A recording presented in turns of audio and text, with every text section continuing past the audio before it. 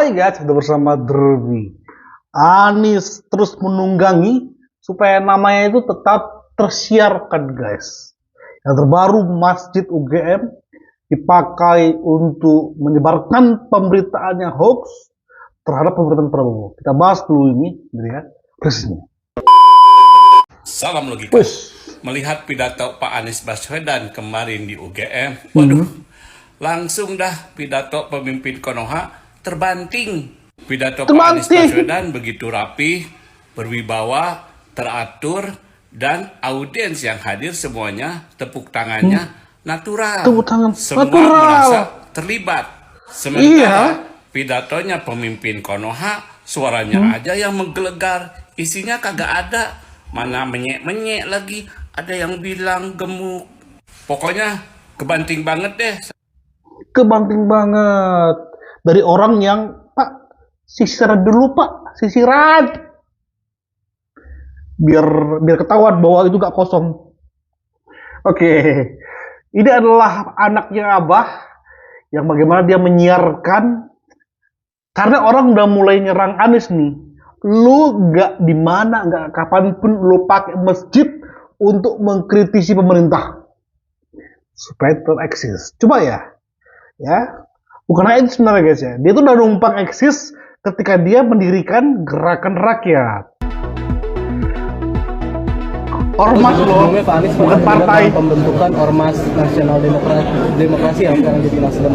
Itu apakah nantinya Pak Anies juga akan membawa Gerakan Rakyat menjadi parpol dan akan menjadi kendaraan Pak Anies di Pilpres 2029 mungkin? Bisa dijawab Pak Anies? Kejauhan guys.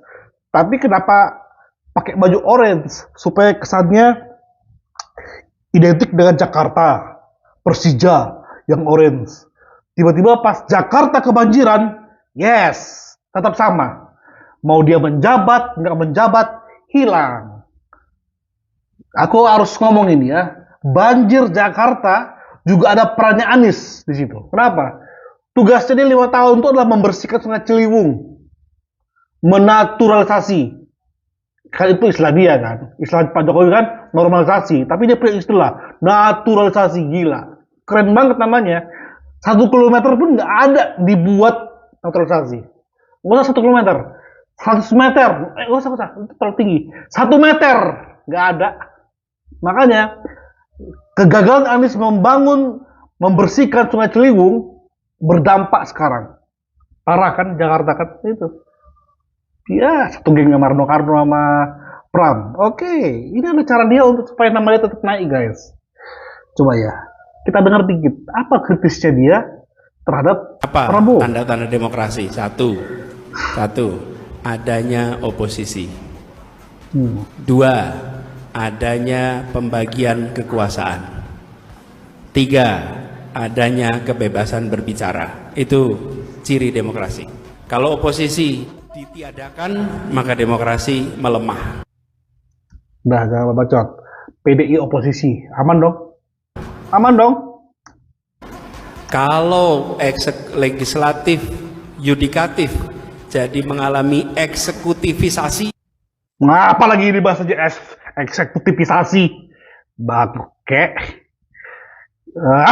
Ribet lo udah bahas ini. Udah gini aja deh. Lu itu memang rektor lo, Anies. Lu itu memang dosen yang pantasnya ngomong doang, yang kerja nggak bagus, kerja nggak ada hasil. Pakai lo, tiba-tiba Jakarta banjir, hilang lagi. Nah, itu demokrasi lemah. Bila kebebasan berbicara ditahan, maka demokrasi akan lemah. Ditahan, demokrasi ditahan, itulah demokrasi lemah.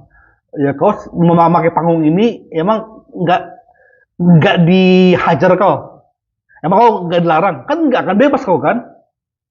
Ya walaupun ini cara-caramu lah, udah template lah cara-cara mereka untuk ya memakai tempat yang seharusnya acara taraweh di UGM, tapi tetap pembahasannya politik. Makanya ketika itu berseliweran, saya hanya komen ya di situ. wajarlah Anies sama Ganjar yang diundang, karena kan temanya kan adalah bagaimana mendongkrak umat yang stres karena kalah pilpres. Ya makanya mereka diundang. Oke. Dan Anies intinya adalah dia mengatakan seperti ini, guys. Nanti ketika pilpres berlangsung ke depannya, jangan salah pilih. Oke. Jangan salah pilih, guys. Anies Baswedan jawab pertanyaan di Masjid UGM. Nanti kalau pemilu lagi, pilih yang benar. Yang pertama, yang ingin saya tanyakan ya, kenapa kok ada di dalam masjid bahas politik gitu?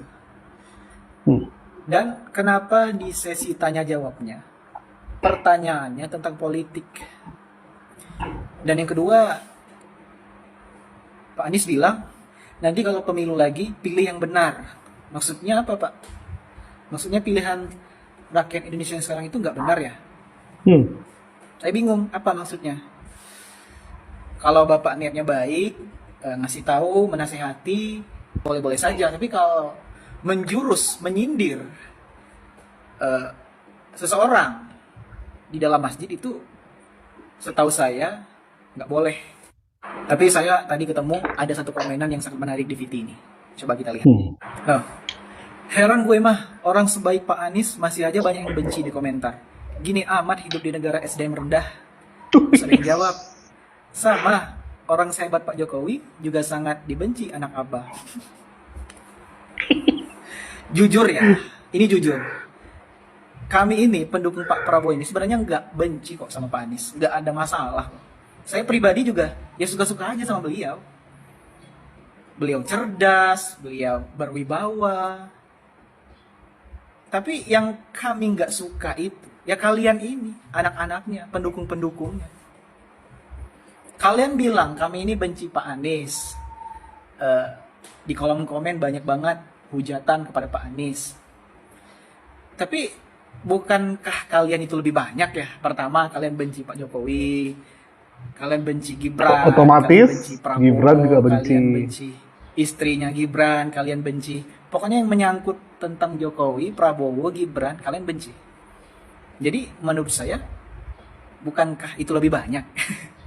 Oke, misalnya kami benci Pak Anies nih. Ya, cuma satu orang kan yang kami benci. Tapi kalian banyak. Keluarga Mulyono, Pak Prabowo, belum lagi kemarin Deddy Kobuzer yang diangkat jadi Mayor sosis, Teddy. kalian benci juga kan? Jadi kami juga bertanya, ya kalian kenapa juga benci sama Mulyono, Pak Jokowi?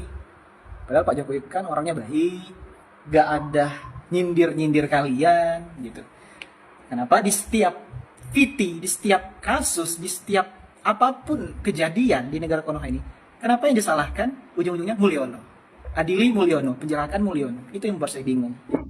Oke. Lalu dikasih pertanyaan ke aku. Lalu Bang Boy benci Anies gak? Saya gak benci Anies, cuma saya gak suka cara dia menormalisasi ketika dia bilang Imam Mahdi, dia diem saja. Ketika dia berkata, kalau nggak pilih Anies, nggak akan disolatkan. Dan dia memilih diam saja, baru dia ngomong, demokrasi.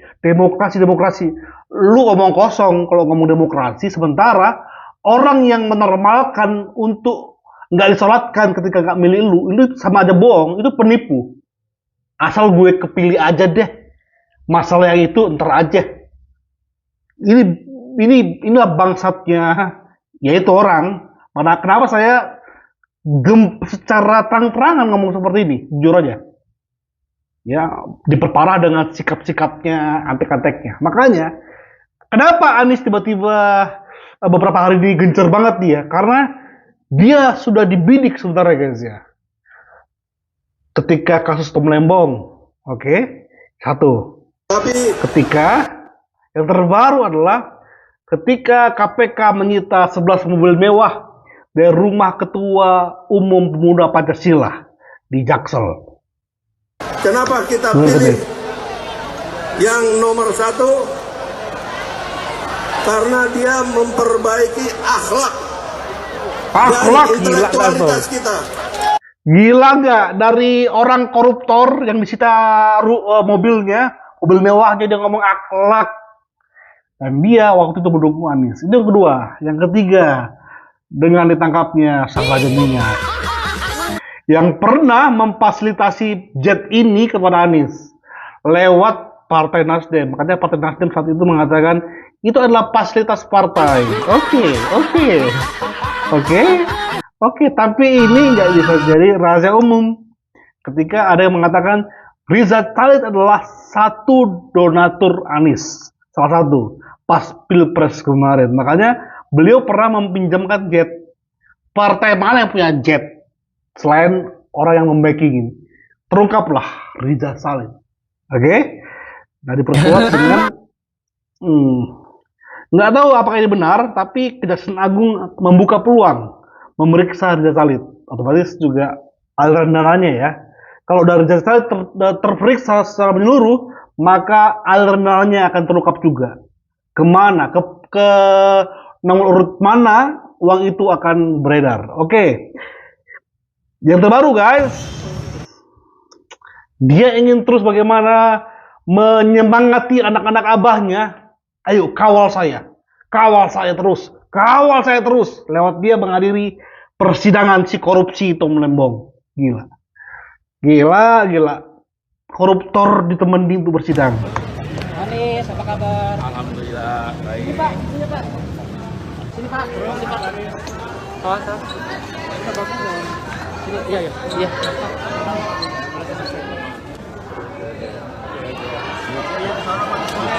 Bah, ntar ke sono. Mas ada khusus Kak. Pak, sini Pak. Sebentar. Banyak kok khusus. Udah jangan suruh dia berkata-kata ya wartawannya. Nanti bahas angin lagi. Bahas dengan narasi dia yang sedemikian rupa, jangan. Udah, dengan dia hadir di sini sudah memperjelas siapa Anies sesungguhnya. Yes, penyemangat koruptor. Jadi para koruptor yang butuh semangat bisa hubungi Anies Baswedan.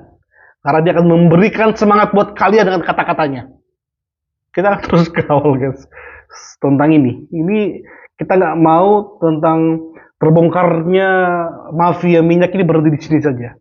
Sampai semua terungkap. Ya, semua terungkap. Kalaupun menteri-menteri terlibat, semua harus tangkap-tangkapi.